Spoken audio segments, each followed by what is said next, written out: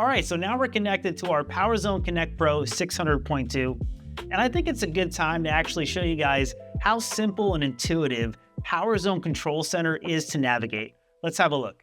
So before we get started, PowerZone Control Center makes it super easy to update every single device on your network. Let me show you. Simply click on Update in PowerZone Control Center, and you'll see a list of all of your devices. This could be up to 100 devices, right? All you have to do is press one button, and it'll push out every single update, no matter the device, in real time in seconds. It's that easy. Okay, so starting off all the way to the left, we have our device section. Now in our device section, we have two separate criteria. We have amplifiers and we have devices. Now in my case, I have a 600.2. Obviously there's just one unit connected, but remember the amps are DHCP out of the box. So if you had 100 amps, you plug in all those amplifiers, every single one of those amplifiers would appear on this list in a singular interface. It saves a ton of time. And to enter those amplifiers, all you have to do is click on it. Click on the amp and you're good to go. Under amps is devices. This is where all of your wall controllers would live. These are the networked enabled wall controllers. And in our case, it's going to be the wall M, right? So same thing. DHCP, you connect your wall controllers in, they all show up. It's that easy. Okay, so now we get into the heart of PowerZone Control Center, and it's very simple.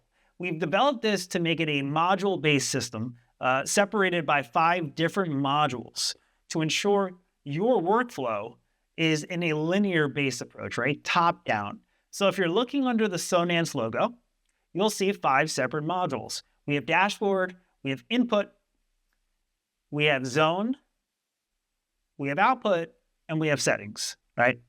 Starting at the dashboard, this is your bird's eye view into the entire system. It shows how signal's flowing, where it's going. You can control volume, you can rename things, you can mute things. It's a one-stop shop, and it's the reason why dashboard is the default overview. So you know exactly what's going on. If you go down to the next module, we have our input module. Now these are the inputs actually on the back of the unit, including a mix bus and the internal generator. But in this case, I have a 600.2, right? So I have all of my analog inputs, my SPDIF, my mix buses, and then finally the generator. Down to the next module is really where the system shines. The zone module is isolated from everything else. You're able to tailor and process individual zones. So whatever you want a specific zone to do, you will do that in the zone module without affecting other zones. It's absolutely incredible and it's very powerful, and we'll dive into the zone module and the rest of the modules going further in these videos. Next up, we have the output module. So think of actual signal coming out of the back of the chassis, right? There's a lot you can also do here.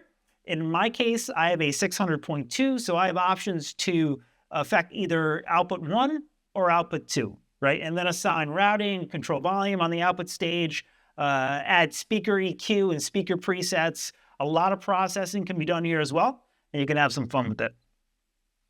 And last but not least, we have our settings, right? So this is everything that's really utility-based when it comes to the amplifier. It could be naming, it could be backing up and restoring files, managing your speaker library, changing the appearance, power management, right? All those under the hood settings are easily accessible with one click.